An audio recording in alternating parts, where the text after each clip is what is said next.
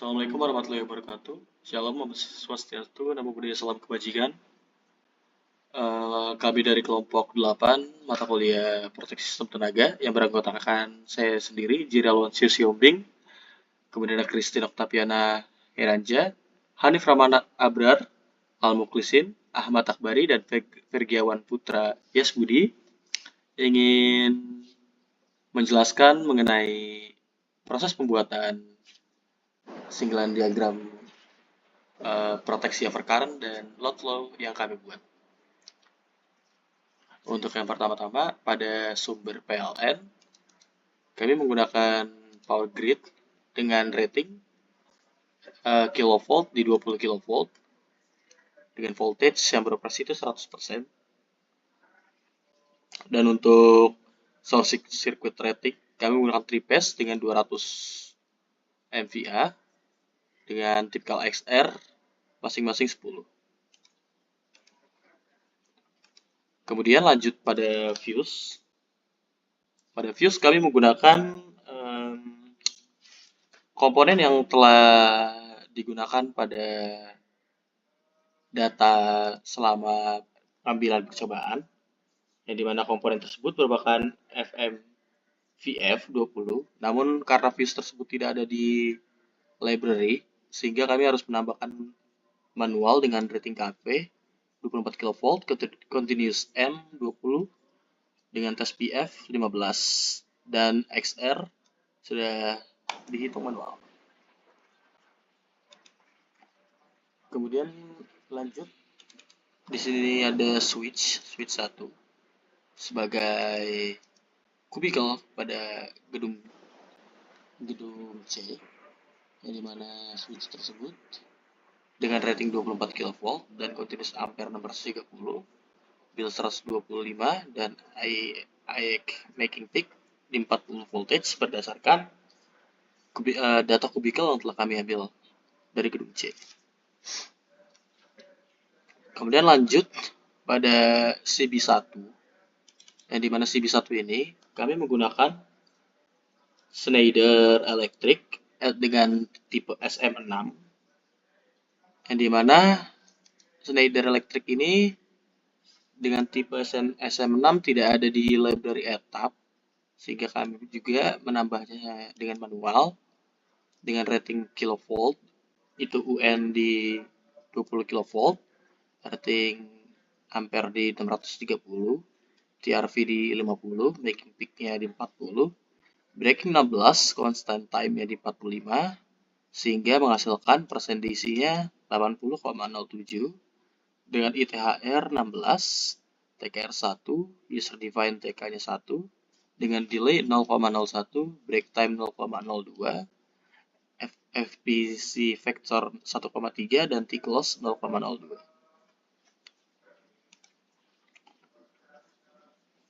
Selanjutnya itu ada trafo. Trafo di sini kita memiliki rating sesuai dengan datasheet yang ada pada percobaan, yaitu 20 kV pada primer dan 400 volt pada sekunder.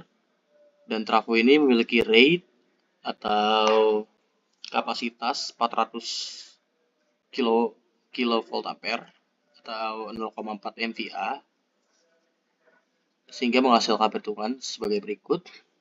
Dan untuk impedansinya kami masukkan typical ZXR yang ada manual di etap. Kemudian typical value juga memasukkan nilai value yang ada di default etap. Dengan grounding delta pada sisi primer dan second WE.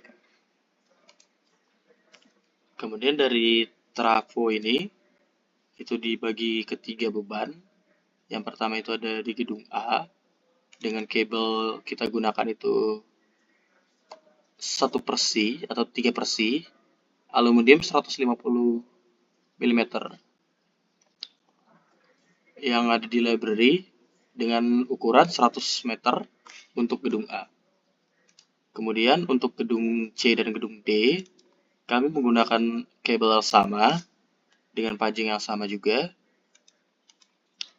Dan untuk kabel yang di gedung B, kami juga menggunakan kabel yang sama dengan panjang yang sama. Dan untuk circuit breaker pada gedung A, kami menggunakan circuit breaker tipe Easy Pack yang 250B. Namun library tersebut tidak ada di etap, sehingga size ratingnya kami harus masukkan manual dengan rating sebagai berikut. Untuk size 250, kemudian rate MC itu 250, rate kilovoltnya itu 0,415, making di 75,6, dan ultimate braking 36, service braking 36. Kemudian selanjutnya di CB6 kami menggunakan Schneider Electric yang compact. Ini size N. Namun karena size N tidak ada di etap, sehingga kami menggunakan yang size F dengan triple. Dengan size sebagai berikut. Namun pada CB ke-7 sama pada CB ke-6 masih menggunakan library NSX 250F. Lanjut pada kabel 1 kami menggunakan kabel 3/C untuk menyalurkan ke gedung GK2 dengan panjang 300 meter.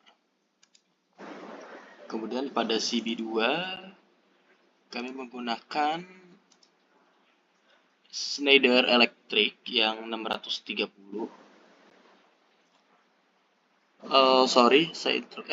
Schneider Electric yang 630.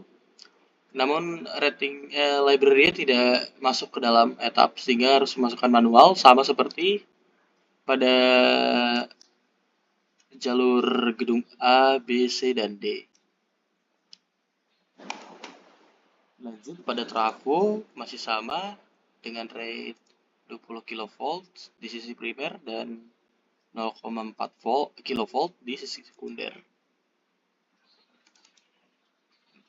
Lalu dihubungkan dengan kabel sepanjang 100 meter dengan jenis kabel 3/C aluminium 150 mm. Kemudian selanjutnya ada CB8 dengan rating yang kami gunakan pada CB8 itu Merlin Gerin yang compact NS 630N. Itu ada pada library, sehingga untuk ratingnya bisa dimasukkan secara otomatis. Namun lanjut pada kabel 2 dengan komponen yang masih sama. Trafo di 20 kV sisi primer dan 0,4 kV sisi sekunder dengan kabel size yang sama dengan panjang 100 meter. Kemudian pada CB9 kami masih menggunakan NSX 630N. Kemudian pada kabel 7 kami menggunakan 3/C juga dengan panjang 300 meter. Dengan CB4 yang kami masukkan itu sama dengan Schneider Electric SM6. Kemudian trafo dengan rate yang sama juga 20 kV dan 0,4 kV dengan impedance yang sama typical ZXR. Kemudian pada kabel gedung GE ini kami menggunakan 100 meter dan dengan CB Merlin Gerin dengan CB Schneider Electric NSX 630N. Kemudian untuk lam load-nya sendiri kami menentukannya dengan cara menghitung 75% dari kapasitas trafo, yang dimana trafo ini memiliki kapasitas sebesar 0,4 MVA atau sekitar 400 kV ampere. Kemudian 75% dari 400 MVA itu sama dengan 300 kVA, yang dimana seluruh lam load pada jalur jalur jalur tersebut kami tentukan berdasarkan 75% kapasitas dari trafo, yaitu 300 kV ampere. Kemudian ada overcurrent.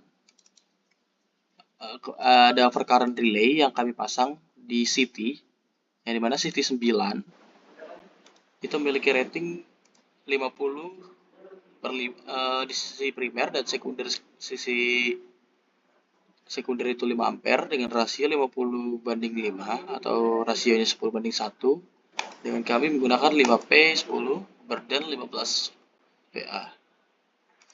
Kemudian untuk relay sendiri settingannya untuk input sudah terdeteksi secara otomatis, dan pada interlock ada di CB2 dengan OCR. Kami menggunakan standar relay yang banyak digunakan pada simulasi overcurrent, yaitu Alstom tipe P123 yang ada pada library dengan pickupnya 0,3 atau di atas perhitungan yang kami buat 15 ampere, dan relay MC itu 1,5. Kemudian pada instantaneous itu relay M17 untuk primernya itu 70 dengan ground yang kami pilih itu ada AX standard inverse. Kemudian pickup range itu ada di 0,1 sampai 25 kali CT secondary. Itu pickupnya 0,3 dan time delay 0,3, sehingga menghasilkan relay amps yang serupa dengan phase. Kemudian untuk CT current selanjutnya masih sama dengan, dan relay selanjutnya masih sama dengan settingan pada gedung GK2. Kenapa masih sama? Hal ini disebabkan karena beban yang ada pada GK2 itu 300 kV ampere, sehingga seluruh beban yang ada pada rangkaian ini menghasilkan arus yang serupa. Dan dari arus yang serupa tersebut, maka penentuan dari current transformer ini tidaklah jauh berbeda, dan penentuan dari relay ini juga tidak jauh berbeda karena memiliki keadaan arus yang sama. Oke, selanjutnya kita akan running load flow dari rangkaian ini.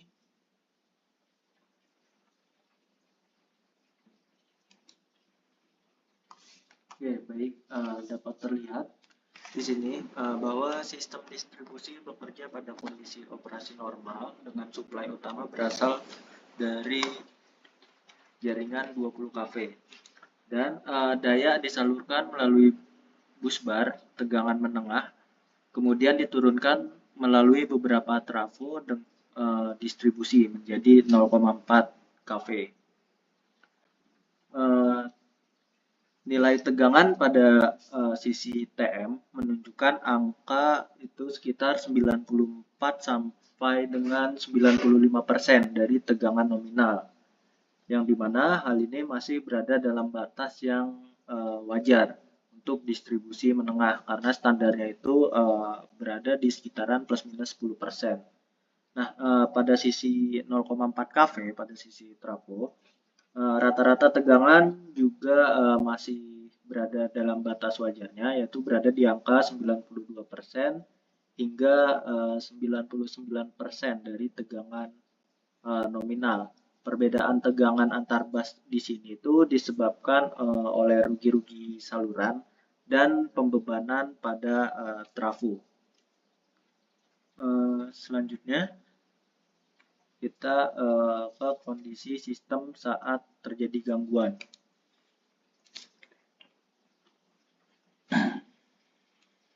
Oke. Baik. Jadi di sini lokasi gangguan terjadi pada gedung GKU 2. Terjadi arus hubung singkat yang naik cukup besar di sini, dan mengakibatkan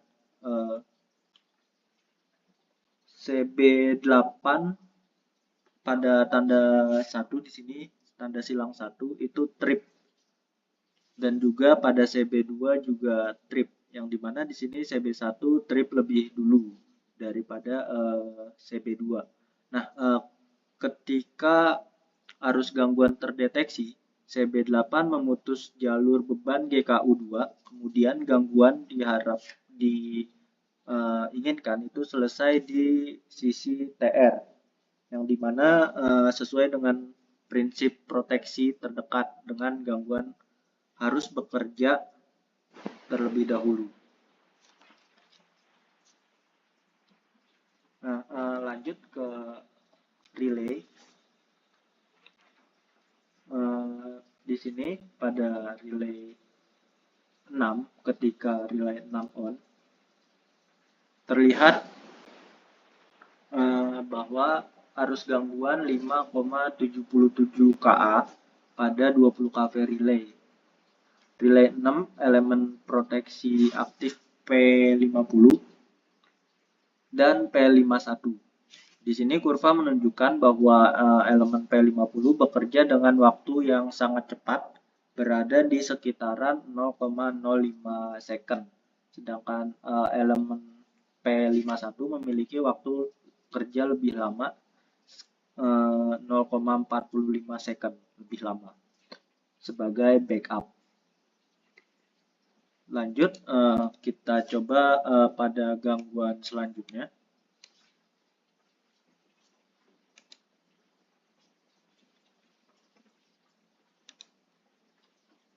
Pada trafo 1 di sini trafo yang menyuplai untuk gedung A, C, D, dan gedung B. Di sini sistem mengalami gangguan pada salah satu jalur TM yang mengakibatkan CB1 dan CB6 trip. Nah, pada titik gangguan arus hubung singkat meningkat sangat tinggi. Nilai ini menunjukkan respon sistem ketika impedansi mendekati 0. Jadi bila ini tidak segera diatasi, maka arus besar ini dapat menimbulkan kerusakan pada trafo maupun peralatan distribusi. Oleh karena itu di sisi TM ini proteksi wajib bekerja secara cepat. Dapat terlihat di sini CB1 itu langsung trip lebih dahulu dan terlepas dari sistem, sehingga pada bus 5, 6, 7, dan 8 itu ikut padam. Baik, selanjutnya di sisi relaynya, ketika relay 7 on, di sini kurva menunjukkan bahwa elemen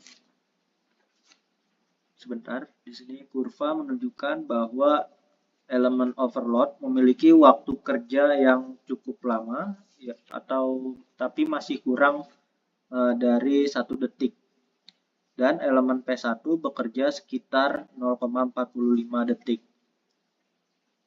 Elemen P50 tetap tersedia sebagai proteksi cepat. Jadi gangguan di sisi TR masih terbaca pada TM, namun relay TM tidak langsung trip karena menunggu kerja proteksi LV terlebih dahulu.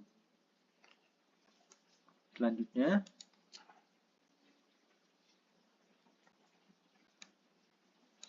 yaitu gangguan pada feeder di Labtech 4.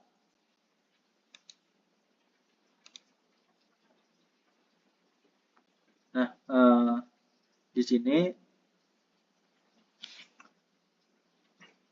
terjadi trip di CB9 dan CB3. Prinsipnya mirip ketika di GK2. Jadi di sini yang lebih dekat dengan beban itu trip terlebih dahulu dibandingkan yang di CB3 atau di sisi primernya. Oke, penjelasannya masih sama, kurang lebih sama yang di GK2. Selanjutnya, Selanjutnya untuk di relaynya, ketika relay 8 on,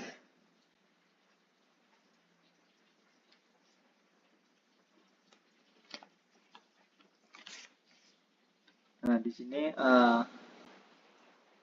grafik menampilkan gangguan 3 fasa di bus 3 dan arusnya 5,69 kA. Titik gangguan jatuh tepat di area kerja P51 sehingga relay tidak langsung trip instan tetapi bekerja dalam rentang waktu sekitar 0,45 detik, yang dimana hal ini cukup baik karena relay memberi kesempatan proteksi hilir seperti fuse atau circuit breaker LV-nya yang bekerja terlebih dahulu. Baik, dan yang terakhir,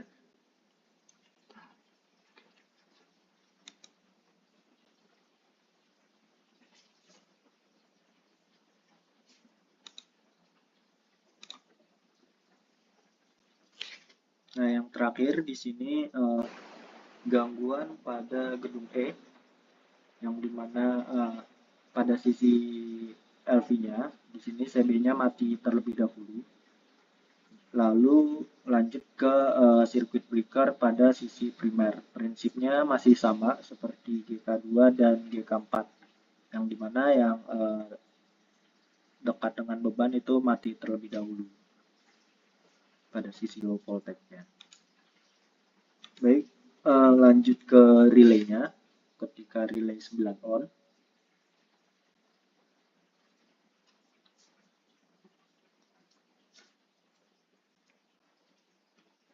jadi di sini ketika relay 9 on, arus gangguan berada di angka 5,77 kA, yang dimana P51 lagi-lagi menentukan waktu kerjanya di angka waktu sekitar 0,45 detik, dan P50 aktif apabila arusnya jauh lebih besar. Nah, kesimpulannya relay bekerja sesuai dengan yang didesain, cukup cepat mengamankan peralatan tetapi tetap menjaga koordinasi dengan relay lainnya agar tidak terjadi pemutusan yang tidak perlu. Sekian pemaparan dari kelompok kami. Semoga bermanfaat. Apabila ada kesalahan, mohon maaf. Saya ucapkan terima kasih. Assalamualaikum warahmatullahi wabarakatuh.